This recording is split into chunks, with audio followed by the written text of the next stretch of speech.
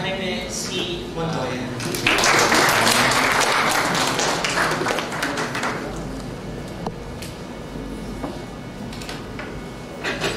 Very much. Good morning. Magandang umaga sa inyo lahat. Can I just have what schools you come from, or are you all from Ramon Magsaysay? Meron bang hindi taga Ramon Magsaysay dito? Oh. Mga high school students, not from our scientists. Oh, sino yung, sige, tayo lang, saan kayo school? Yung hindi taga Ramon Magsaysay. Ramon Magsaysay ka rin? Sige pa eh. Sigurado ko lang na mukhang homogeneous structure Ramon Magsaysay, pero okay lang yun. Hindi kami namimili. Kung kayo ay lahat taga Ramon Magsaysay, mabuti yan. Dahil that means you are really interested in attending a career planning seminar on science, technology, engineering, and mathematics. I assure you that it will be worth your morning because you'll have a clear idea of what science, technology, engineering, and mathematics is going to be. And having a career in these areas, it will really be a very fruitful and productive career. So, it gives me great pleasure to speak with you today on this annual career planning seminar on science, technology, engineering, and mathematics. And it also gives me joy and pleasure to hear whenever I talk to the young people and they tell me and they ask them what they want to be when they grow up.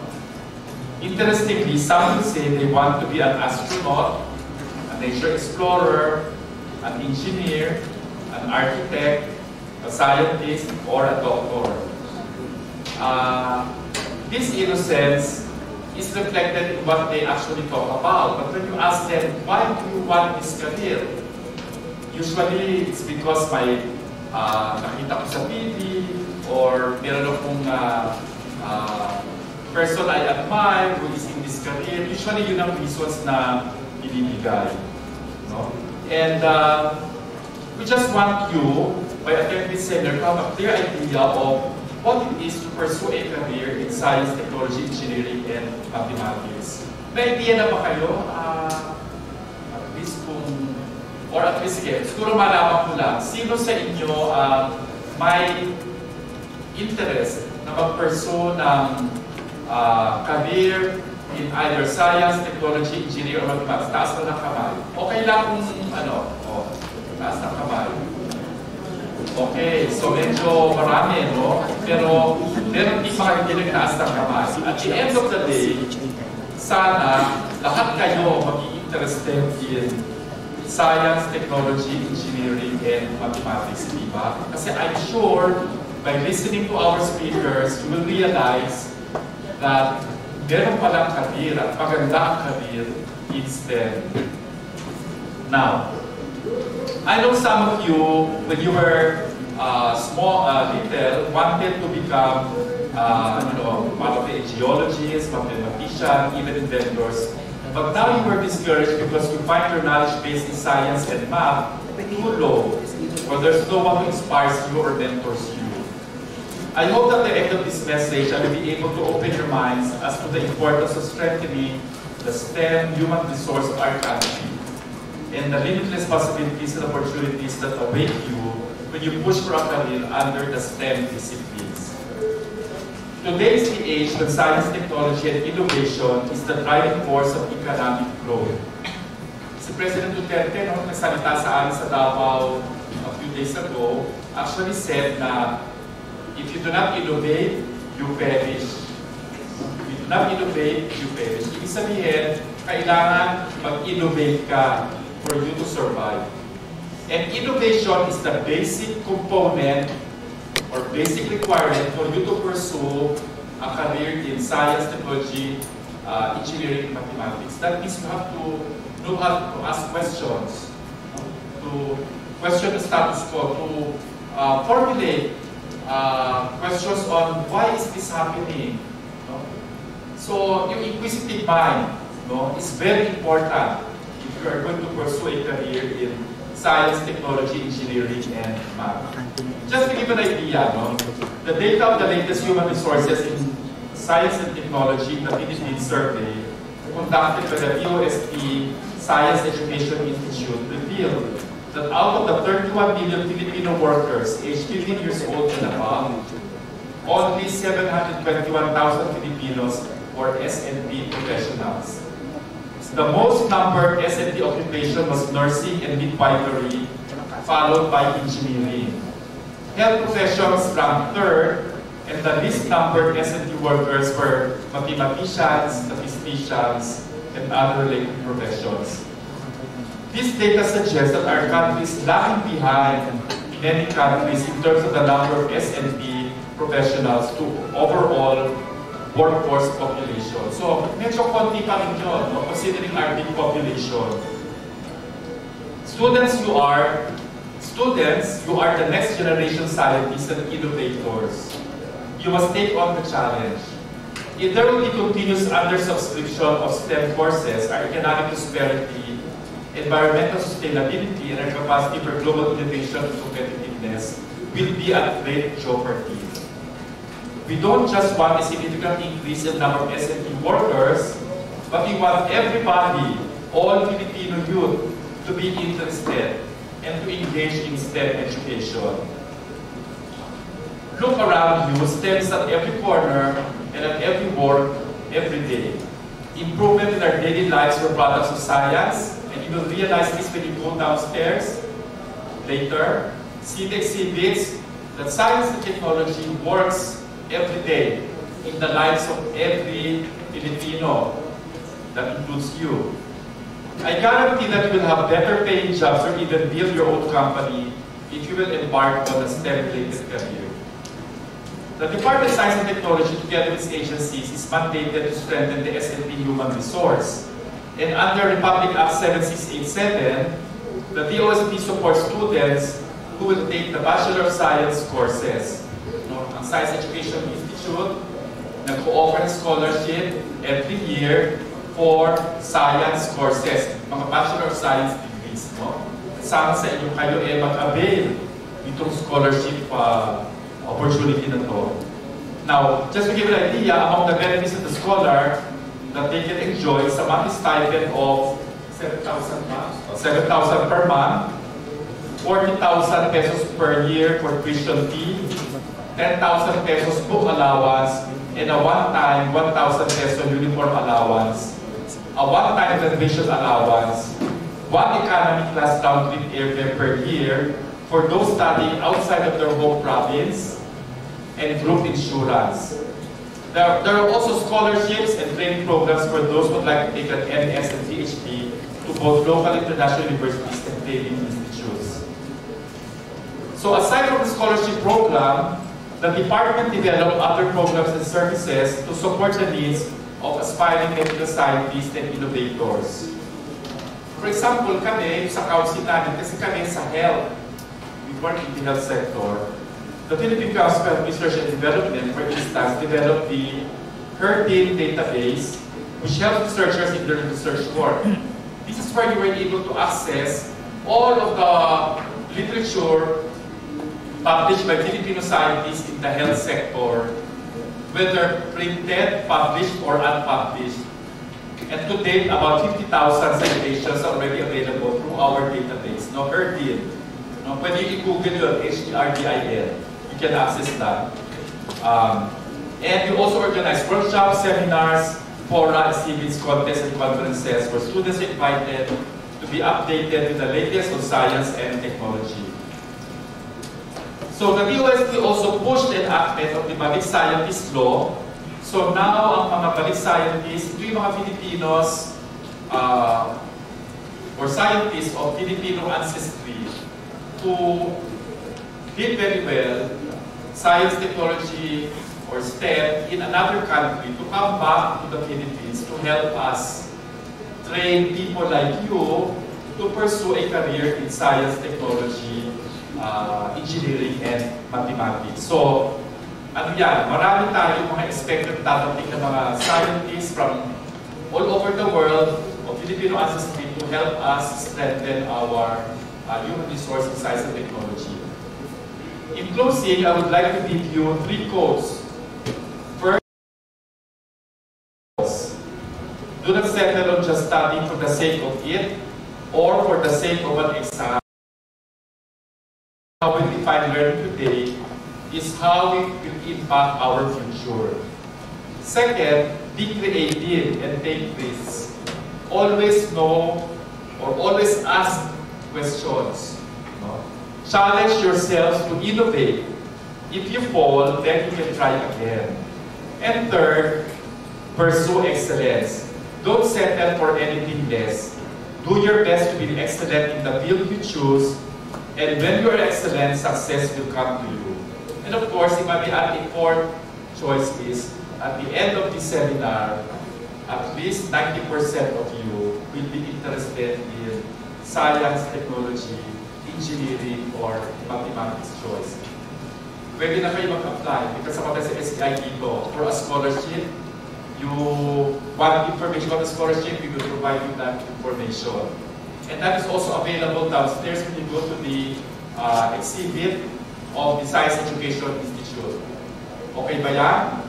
So please commit, keep your minds open to a possible career in science, technology, and engineering mathematics as you listen to our scientists who made significant achievements in their respective careers in science, technology, engineering, and math. Thank you very much.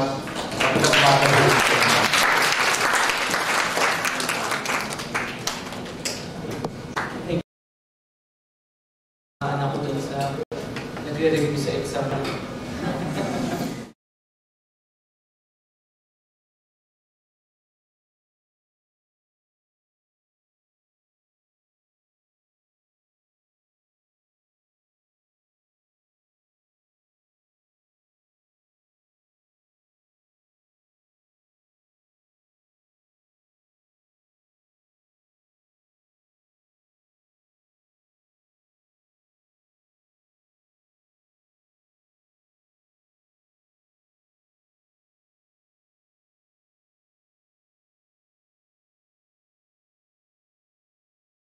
Aspires more with their storied careers and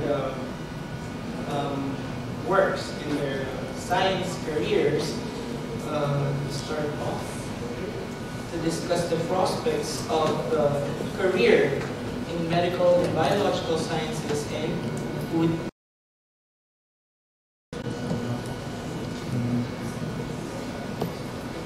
She is the Vice Chancellor for Research in the University of Philippines, Manila, the Executive Director for the National Institutes of Health, and the Program Director for Health of the Philippine Genome Center in the University of the Philippines. She has received her Bachelor of Science degree in Biology at the UP College of Science. She finished her Doctor of Medicine degree from the UP College of Medicine in 1989 and completed her pediatric residency at the Philippine General Hospital in 1992. She was board certified as a fellow by the Canadian College of Medicine Geneticists in 2000. She was one of the awardees of the 10 Outstanding Young Men for the field of genetic medicine in 2002. She was also recognized by the National Academy of Science and Technology as one of the outstanding young scientists on that same year. She's also the awardee of the Dr. Jose Rizal Memorial Award for Research given by the Philippine Medical Association in May of 2012. Without further ado, to discuss the prospects of a career in medical and biological sciences and food science, please welcome Dr. Eva Gutioco de la Paz.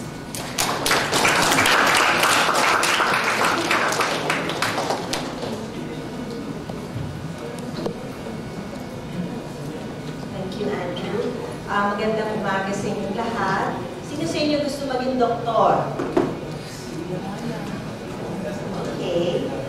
Sino gusto maging dalawang klase naman yung doktor? Yung isa yung doktor ng tao, yung isa naman parang doctor of the sciences. Yung PhD. Sino gusto naman mag-ganon? Okay, very good. So actually, right now, I would say you can be both. And that's something that I think our Department of Science and Technology is promoting for the younger people. I know Andrew already introduced me formally, but I'd like to take just a couple of minutes to talk to you about myself and how I became an accidental researcher, which means wala to sa career path ko muna. Okay? In medicine, it follows usually a very predictable course. We have 4 years of pre-med, and Andrew mentioned I took BS Biology, 5 years of medicine proper, and then 3 years of pediatric residency. I became chief resident on my 4th year. I did a research fellowship in molecular genetics, followed by a 2-year subspecialty fellowship, and finally clinical practice. So, ibig sabihin, ang tagal kong dependent sa aking mga magulang bago ako nagkaroon ng sarili kong pera. But okay lang. Okay lang sa mga magulang natin kasi syempre, iba pa rin yung maging isang doktor. So, baby doctor ako. Isa two of my patients in clinic at the Philippine General Hospital. So, you can see, I have a lovely child there with a metabolic condition. The other baby there is a child with Down syndrome. I said I only became an accidental researcher because after my pediatric residency, I was able to get into a Mobutu scholarship in Japan to do molecular genetics. So dati, kala ko lang magdodoktor lang ako ng mga baby as magbabakuna, hindi teka siya.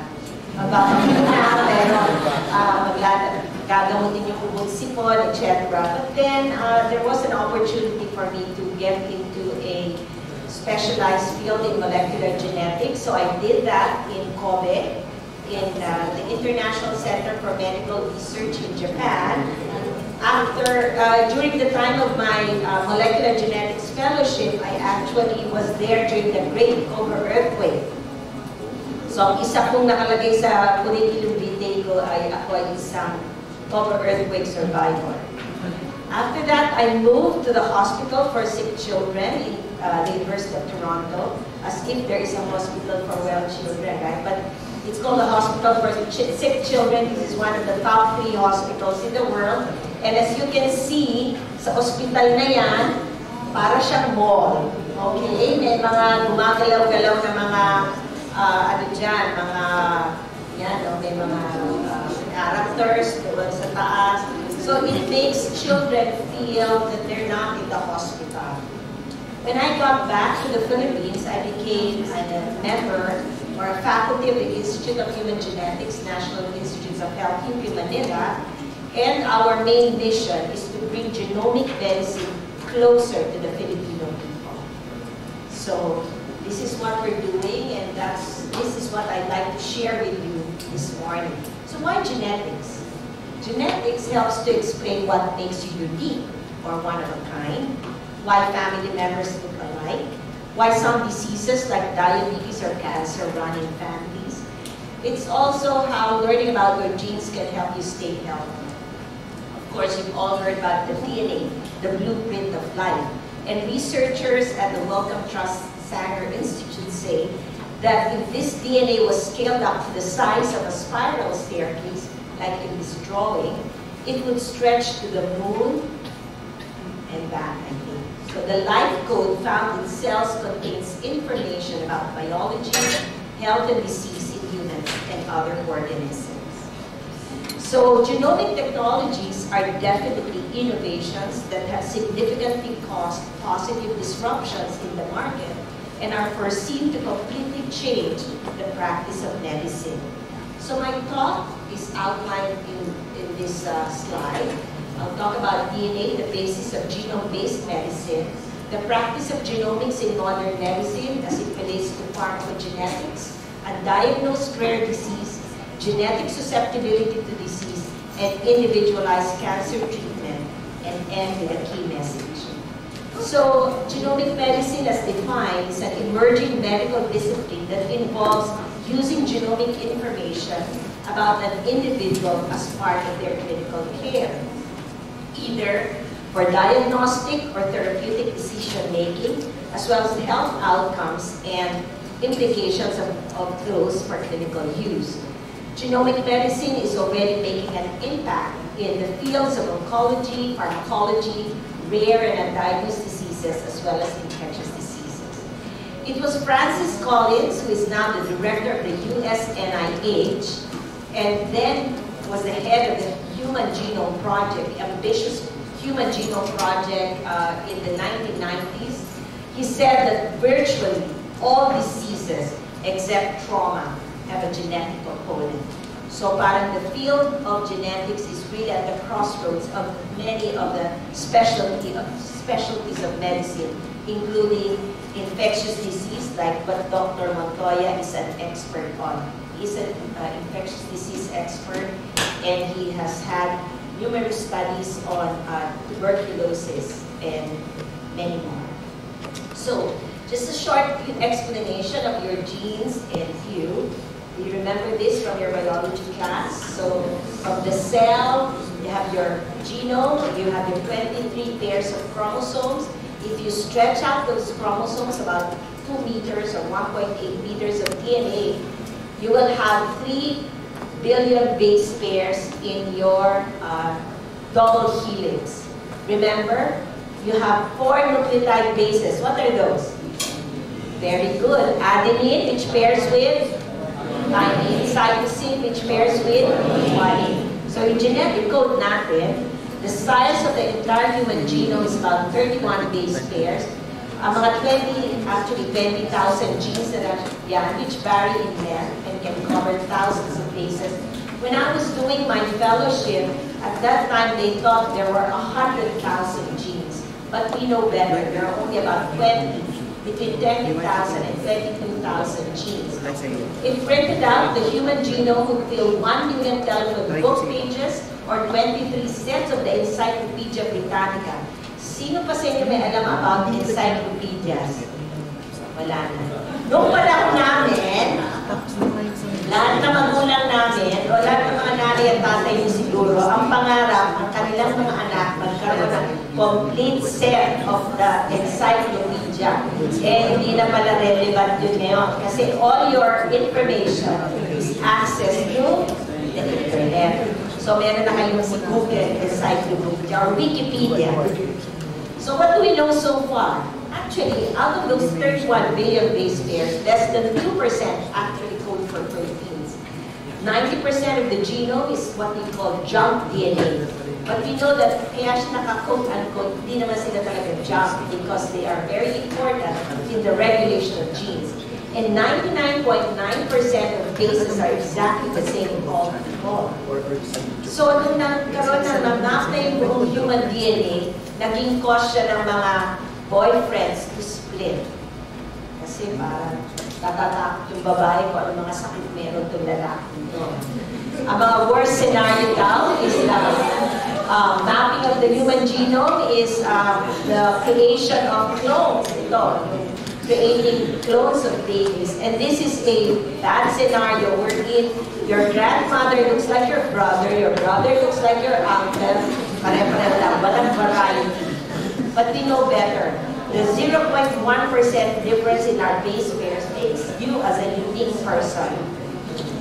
As much as 5 to 10% of the Human Genome Project was allotted for ethical, legal, social issues. And this is really to regulate the conduct of research related to genetics. But this shows us that when a disease with a genetic component has been mapped, when we have identified those genes, they can be used to understand the underlying biology and therefore develop better drug treatment and develop also diagnostic techniques for prevention and what we call pharmacogenetics. I will talk about that more later, and eventually for gene therapy. So health and disease, if you look at this cartoon diagram, person 1, the kanyang DNA sequence that can produce a normal working protein is AAATET. For person 2, there's a change. from an A to a T, person 3 an A to a C. These variations can produce low or non-functional protein, which can actually lead them to be more susceptible to diseases. So what types of projects have we embarked so far with the generous funding from the Department of Science and Technology? We're looking at genetic risk factors as well as genetic protective factors and trying to see how they interact with the environmental risk factors and protective factors that can lead to a certain disease. Ano ba mga common disease sa ating population? Name me some. Ano mga sakit ng mga nanay niyo, tatay niyo? Diabetes, tama. Ano pa? High blood. Mga nanay niyo na, high blood, pag hindi kayo na maaga. Ano pa? Cancer. So yan, ang tawag sa mga sakit na yan ay complex genetic conditions because there are genes plus environmental factors that interact to lead to that disease. But as I tell the students, when your child looks like you, that must be genetic. But when your child looks like your neighbor, that's environmental. We are already in the era beyond the genome. So, nandun na tayo sa, so if we know the sequence of the genes, if we know the genes, what do they do? What are the functions of these genes? So there's still a lot of work. And I'm encouraging many of you will go into this field because there's a lot of discovery to be done. Many say that in the near future, pwede siyang, tignan naman ito, ultrasound, pero tinitignan ng doktor yung genes. It can predict, aside from it being a boy, the baby in the womb of this pregnant woman, pwede siyang smoker, insurance agent, may 75% risk to have Alzheimer's. No? Sa job interviews, sabi nila, by 2010, noong time na ito, no, pwede siya, your DNA chip will tell us if you have a predisposition to certain illnesses or you're trying to isolate the willing to work for long hours for little waging. Gusto ba yun? Okay. And of course, meron tayong mga sinasabing, ginagamit siya, sinasabi na my genes make me do it. So it's really about your genes dictating your destiny. But we know better now because there is what we call epigenetics. So this is what has happened. The era of genomic medicine happened because of the mapping of the human genome and of course the rapid drop in the cost of sequencing technology. At the present time, the government has provided funds for the Philippine Genome Center to be set up, and we have next generation sequencing facility in that center. Let me share with you what Tim Downs said in his book, Chop Shops. He said, I see a world where no one ever dies from an adverse drug reaction, where physicians have an entire range of medicine to choose from to treat a deadly disease, where medications target tumors like smart bombs and leave surrounding tissues unharmed, where genetic susceptibility to disease can be determined in childhood and possibly even prevented. So the next part of my talk is really all about this. This is a child with a rare, serious disorder of the skin and mucous membrane. It's usually a form of allergic reaction to a medication or an infection. And often it begins with flu-like symptoms, followed by a painful red or purplish rash that spreads and blisters. So this is called Stevens-Johnson syndrome. So this baby was given a medicine that did not match her genetic profile because she's unable to metabolize the drug properly. And it's not her fault, not the doctor's fault. It's just that she's one of those whose genetic makeup does not allow her to metabolize the drug properly and can cause this. Nearer to our racial ethnic background, carbamazepine is actually an anti-seizure drug, an anti-convulsant drug. It is the leading cause of Stevens-Johnson syndrome in Southeast Asian countries. The most striking genetic association was detected in a cohort of Han Chinese in Taiwan. So meron itong inter-ethnic variability. This HLA allele, so allele, naalala nyo, it's one copy of the gene. It was found in 100% of people with carbamazepine-induced SJS. So the picture on your right is a patient who received an anticonvulsant drug called carbamazepine and developed SJS.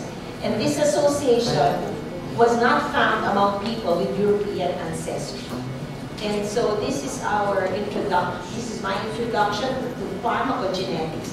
You see in this circle, these are your genes for metabolism, for metabolizing drugs. And there are 5 genes responsible for metabolizing 80% of all drugs. So genetic factors can actually account for up to 95% of drug response variability. So sa seatmate nyo, pwedeng isa, take siya ng paracetamol, no effect, and no adverse reaction. Pero yung katabi niya, pwede siya, may mga pasyente ako nagkakaroon ng adverse reaction even to paracetamol. So the challenge is to identify those patients who will react adversely. So what I'd like to share with you is a DOST-PCHRD funded project where we use knowledge in our genes among our patients towards a more personalized medicine in cardiovascular disease. Diseases of the heart and vascular system comprise about 1/3 of total deaths sa Pilipinas. Number 1 cause of mortality in the Philippines is heart disease. Okay? So kaya marami sa ating population, maraming mga kamag-anak yung kahit ako, I've been taking anti-hypertensive medicine for a long time now. And so I have to control my blood pressure. DOH spent an average of $375 million for the past 3 years to buy this medicine like losartan, amlodipine, which are the most commonly procured cardiovascular drugs. And yet the problem is some patients still respond poorly to medications, and many people still die of heart disease.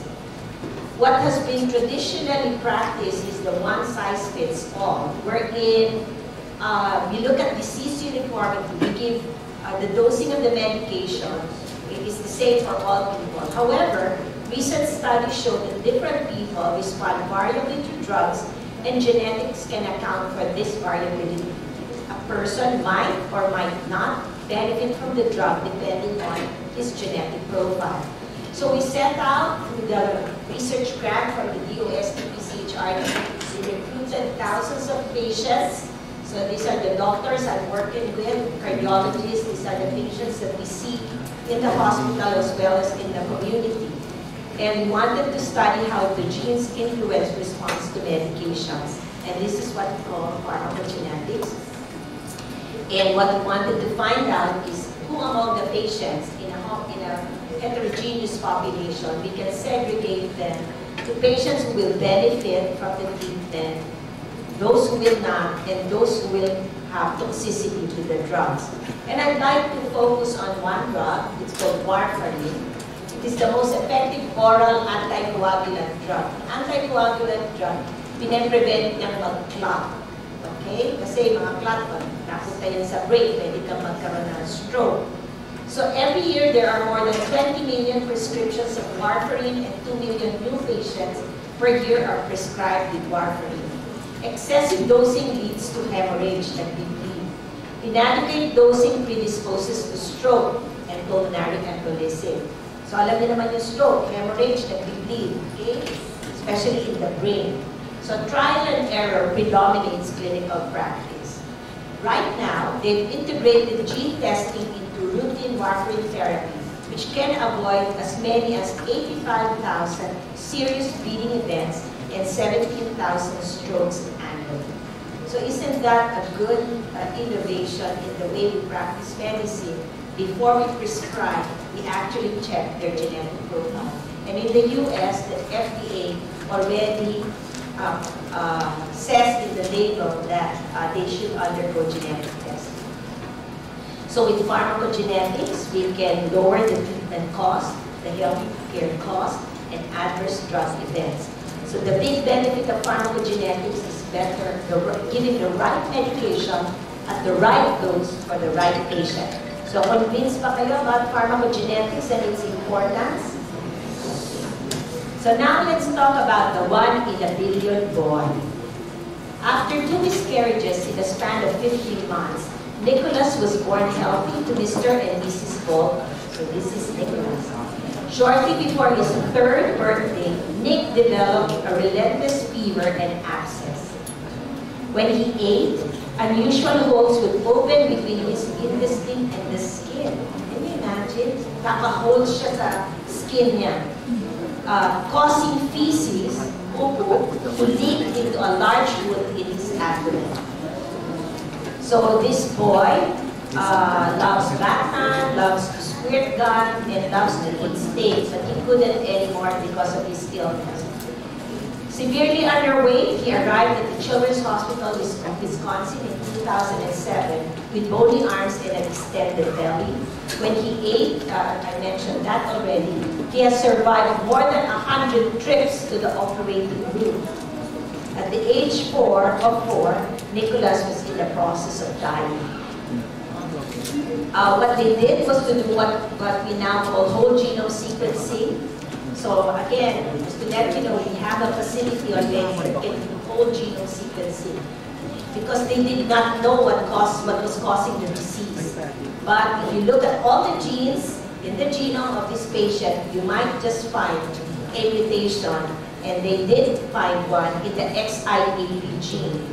The defect in the XIAP protein caused an immune dysregulation syndrome, so nagkaka-problem siya sa immune response, resulting in an early onset, rapidly progressing and catastrophic inflammatory bowel disease.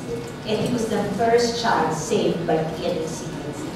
So they did not know the disease, they did genome sequencing, they found the gene, and this is how he is right now. It's like any other kid who is now doing this break dance. Okay, so na-save siya with DNA technology. Okay? Oh, ito. This is a famous pedigree. Ito ko lang sa inyo. So you can see here, this is the woman. This is a beautiful woman. She adopted a daughter. Nanganak siya, nagkaroon siya ng twins, and adopted 2 more sons. Ang significant sa history niya, yung nanay niya namatay ng breast. Nagkaroon ng breast cancer at age 40, namatay with ovarian cancer. Sister nung nanay niya, nagka-ovarian cancer, namatay din. Nanay nung nanay niya, tsaka nung kapatid ng nanay niya, namatay din with ovarian cancer at age 45. You know who this woman is? This is Angelina Jolie. That's her pedigree.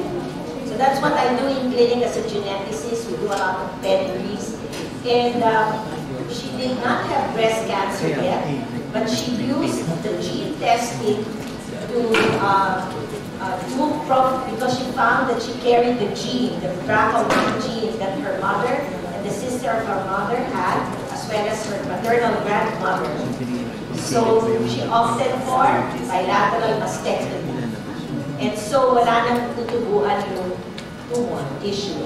So this is how a gene test can help a person get a hold of her future by doing the gene test. Siyempre lahat ito then proper advice and recommendation and doctor. If you look at the graph on the right, you can see there that if prophylactic mastectomy is done, it will reduce greater than 90% reduction in the risk for breast cancer in this person.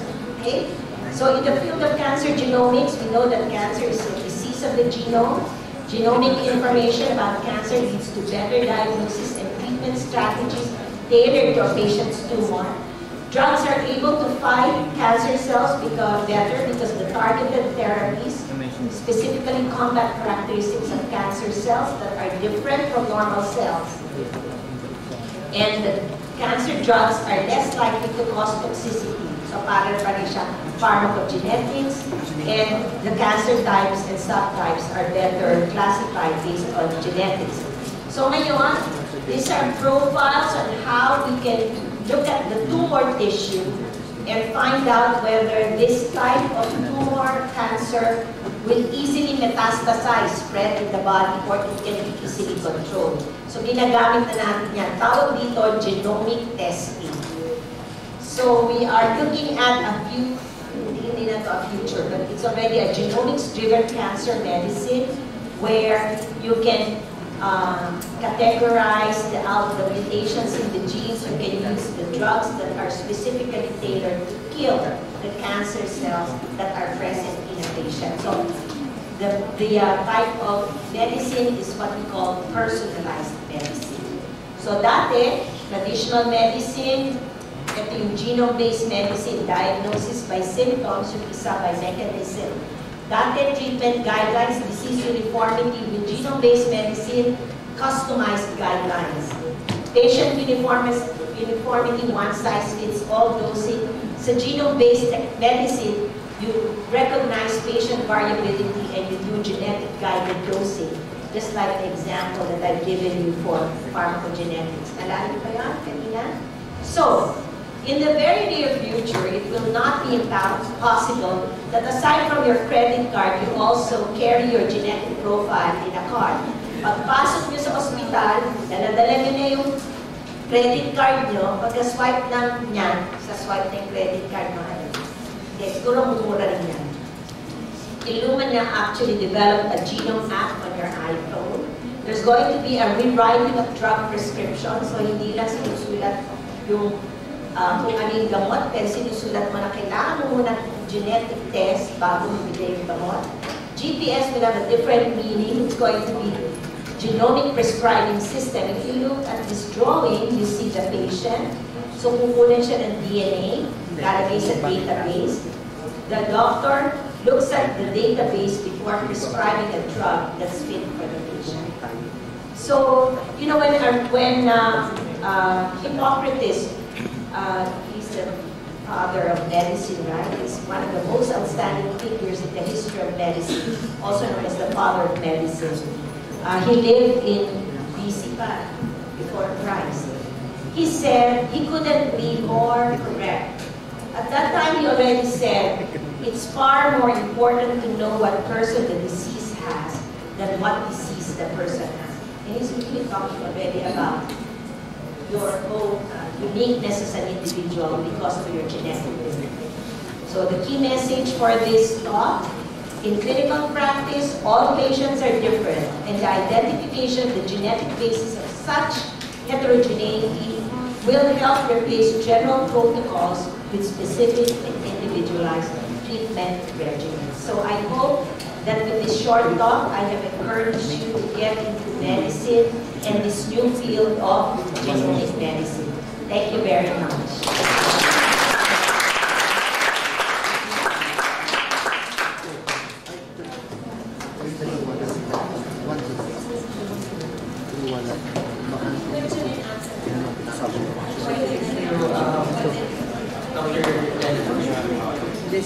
Thank you, Dr. for that inspiring stories. You can see how science, technology, engineering, mathematics can make a difference in any person's life, especially in that discussed in the field of medicine. So, I'm opening the floor for any questions from you guys, any doubts, or anything that you would want to ask our speaker. May microphone po tayo sa gitna sa mga sa mga nagko-consider maging doktor. Kaya ba may magtanong?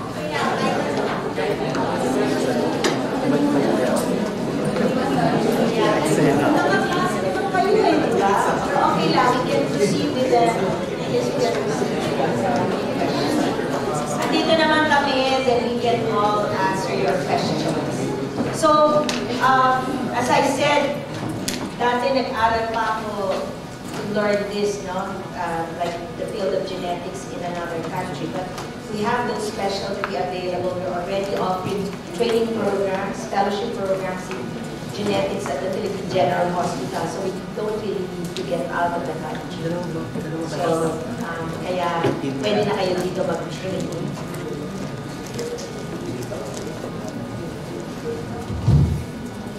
Thank you, Dr. De La Paz.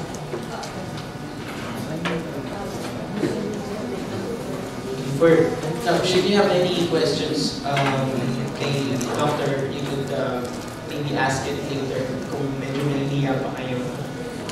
Our next speaker is a Doctor of Philosophy and Tree Nutrition from the University of Florida, Gainesville, Florida, United States of America. He was a former professor of forest biology at the University of the Philippines, Los Baños, College of Forestry and Natural Resources. He was also a Philippine focal person for the UNESCO Network for Microbiology and Biotechnology. He's currently the Vice President for Environment of the Philippine Association for the Advancement of Science and Technology. He has held various programs as program lead, including Forestry Biotechnology Program of the University of the Philippines, Los Baños. His research interests include the development of mycorrhizal technologies for sustainable agriculture and reforestation of marginal lands for the effective and economical replacement of chemical fertilizers, policy issues in biotechnology, biosafety, and plant variety protection. He has held the position of chairman for the Forest Biological Sciences Department, University of the Philippines, Los Baños.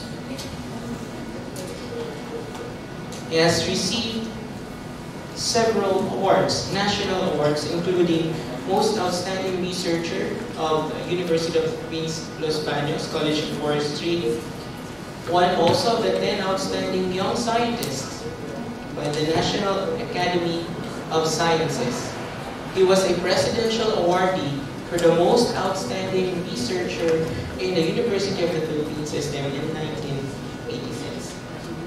Even internationally, he was recognized as an awardee of the International Federation of Inventors Association Cup World Intellectual Property Office in Switzerland in 1993. He had numerous inventions, one of which is microgrown tablets for reforestation, which is now commercialized in the Philippines and is exported to neighboring countries by Los Baños Biotechnology Corporation. He had several scientific and technical publications, 40 of which in refereed journals, 58 in non-refereed journals or conference papers internationally, and 9 poster presentations, all international. He is also an active member of the Church, Couples for Christ Cluster Head, and GK 777 Center Coordinator for the province of Laguna. So, without further ado, to discuss the prospects of a career in environmental sciences, please welcome Dr. Reynaldo E. De La Cruz.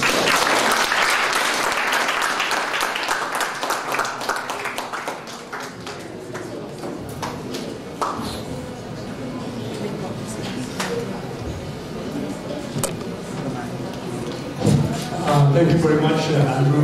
A pleasant good morning to all of you. Good morning.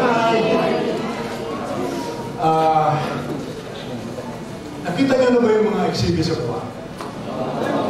Pero na, those of you who have seen it, maybe you're wondering how good it is, parang nangyari yun.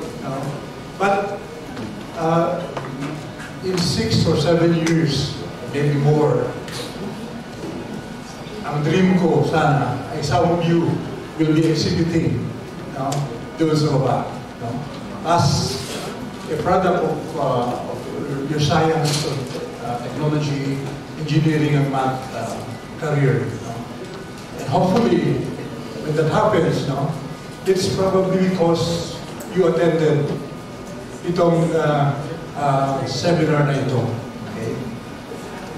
So, ang sinasabi ko, before I start my presentation, STEM needs you. The country needs you now. Okay? And very timely, kasi what do we have outside? We have typhoons, we have floods, and so on. Under environment po yan. So very applicable yung ating pag-usapan ngayon tungkol sa career na ito. Okay.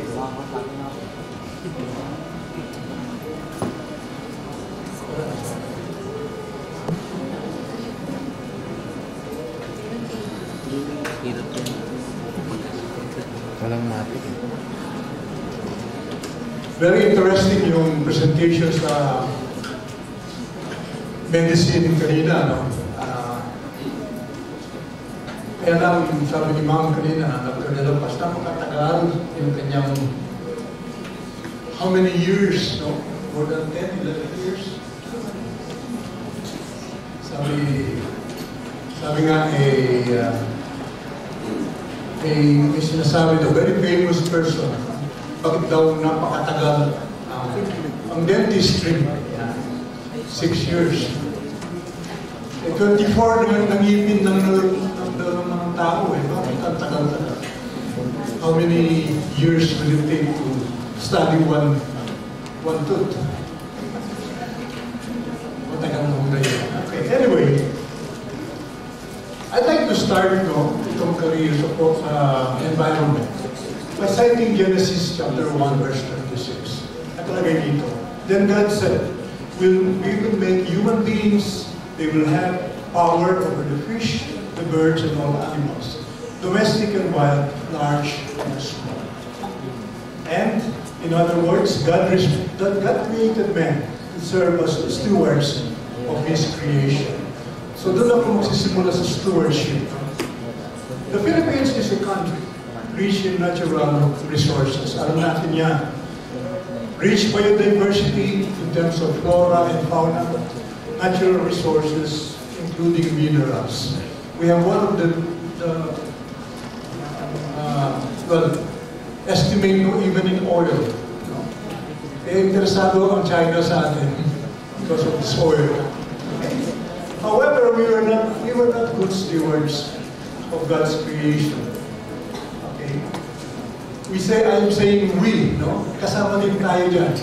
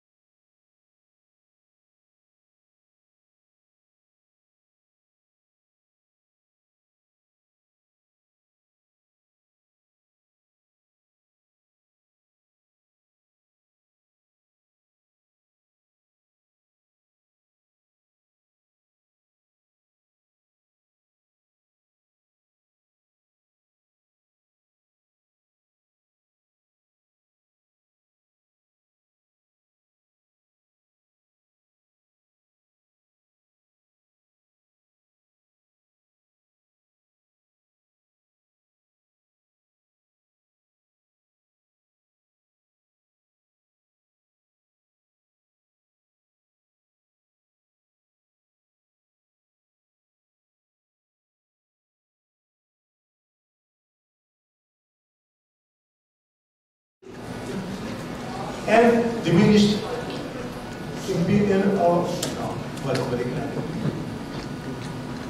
diminished fertility of upland soils, yung ating lupa sa taas ay talagang nagiging infertile na because of degradation. Impaired water cycles in the uplands, reduced availability of potable water, na dati hindi tayo bumibili ng mineral water, pero ngayon mahirap na uminom ng tubig directly from the faucet. Siltation of lakes and rivers. Next. Very famous pa itong typhoon na ito, Yolanda, which happened in 2018. It hit the Philippines. It caused massive storm surges, floods, and landslides, killing many people. And hindi lang, Typhoon Yolanda will happen again in the near future. Ito yung nangyayari, before on the left, the same view, and And the aftermath of the typhoon, nakikita ninyo halos devastated yung right side. So, the message here is we need a new breed of stewards. We need environmental managers. People dedicated to protect and conserve the environment for present and future generations. Kanina on the way here, palagi nag-ring yung cellphone ko, warning about floods, warning about classes, cancellation of classes, and so on. Okay. So, ano ba itong environmental sciences? It's a multidisciplinary academic field that integrates physical and biological sciences, ecology, physics, chemistry, biology, soil science, geology, atmospheric science, and geography to the study of the environment and the solution of environmental problems defined by Wikipedia. Okay. It's an integrated, quantitative, and interdisciplinary approach to the study of environmental systems. So, ang related areas of environmental science are biological sciences, earth sciences, physical sciences, climatology, agriculture, fishery, forestry. So it's not just one field, it's a multidisciplinary field. So what does environmental scientists work on? Understanding earth processes, evaluating alternative energy systems, pollution control and mitigation, natural resource management, effects of global climate change, systems approach analysis of environmental problems. So marami pong trabaho ito. And the components of environmental sciences, we have atmospheric science, focus on the Earth's atmosphere includes meteorology, greenhouse gas phenomena, atmospheric dispersion modeling of airborne contaminants, even noise pollution, and in terms of ecology, the study of the interaction between organisms and their environment. Also, environmental chemistry, if you're interested in this, is the study of chemical alterations in the environment, which includes soil contamination, water pollution. Next. It also involves geoscience, which includes environmental geology, soil science, even volcanic phenomena, evolution of the Earth's crust, and hydrology and oceanography. So napaka-value po. Right? How to be? Ayan, ito, paano ba tayo po magiging environmental scientist? First, we have to consider an undergraduate career in environmental sciences and related fields. First of these is BS in environmental sciences, BS in forestry, major in forest environmental resource management, BS in forestry, major in forest and natural resource governance. Also consider an undergraduate career in environmental sciences and related fields like BS in geology, BS in meteorology, BS in molecular biology and biotechnology, major in environmental biotechnology. And ito yung mga universities, if you're interested in getting to this degree, na nag-o-offer. For example, environmental sciences, you have UP Los Baños and UP Manila University. Environmental management, you have UP Los Baños. Environmental engineering, UP Diliman. Forestry, UPLT. Benguet State University in Baguio. Nueva Vizcaya State University and Isabela State University. In geology, top is UP Diliman, meteorology, UP Diliman. So, again, the BS in environmental science is based on the major disciplines of science, such as biology, chemistry, physics, earth and marine sciences, and mathematics. It also includes training in social sciences, in order that the graduates will be equipped to understand the important role of ethics, society, and culture in the environment. Okay. The objective of BS Environmental Science is to expose students in an integrated way to environmental processes and phenomena, as well as environmental issues from the perspective of the natural sciences. It aims to train them to recognize and understand the natural environment, how humans affect the environment, and how the environment impacts on society. Ito yung typical mga grades, courses that you can take up in BS Environmental Sciences. I will not go into this anymore. So, the basic question is, bakit? What is in BS Environmental Sciences? It's a very challenging and rewarding field. It's not crowded, indeed overcrowded. So, job placement after graduation is not crowded. The pay is good. Look at this. The first Nobel laureate in the Philippines is from this field. Mamaya babanggitin ko ng mga pangalan nito. So, job employment opportunities, you can work as a research assistant, you can be a member of the faculty in schools, you can work as forester in the Department of Environment and Natural Resources, and also in the private industries. You can work with environmental NGOs, napakadami po sa Pilipinas ito, and people's organization. And weather forecasting. Nakita po ninyo yung sa weather forecasting ngayon, karamihan yung mga bata nila. Napakabago lang. You can also start your own business in forestry and forest products utilization.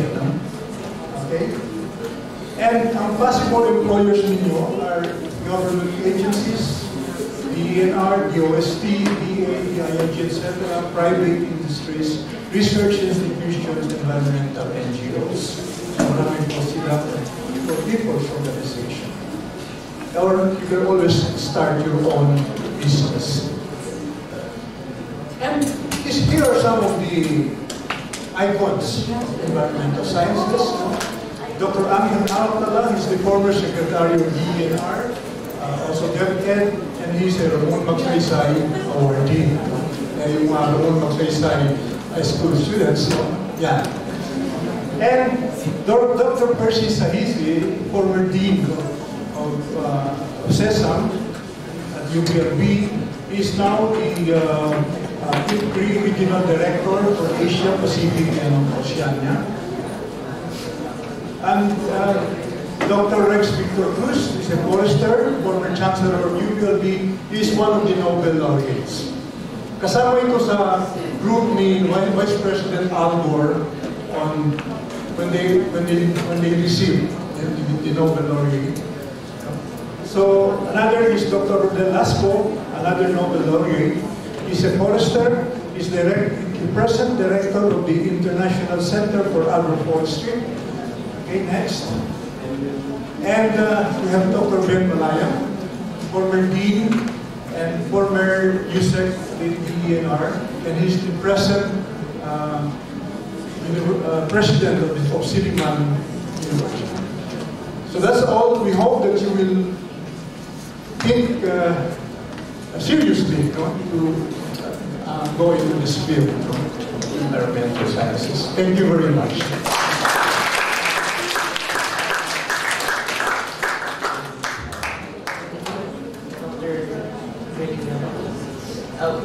Would you have any questions from the students? Any questions? We want to approach the mic in the middle.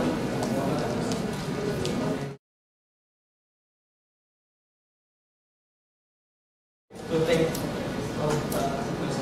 you, Dr. Pag-prepare ng tanong, kayo tatanong. So you're ready? Ready na yan. Nagulat ako. Thank you. Bata pa.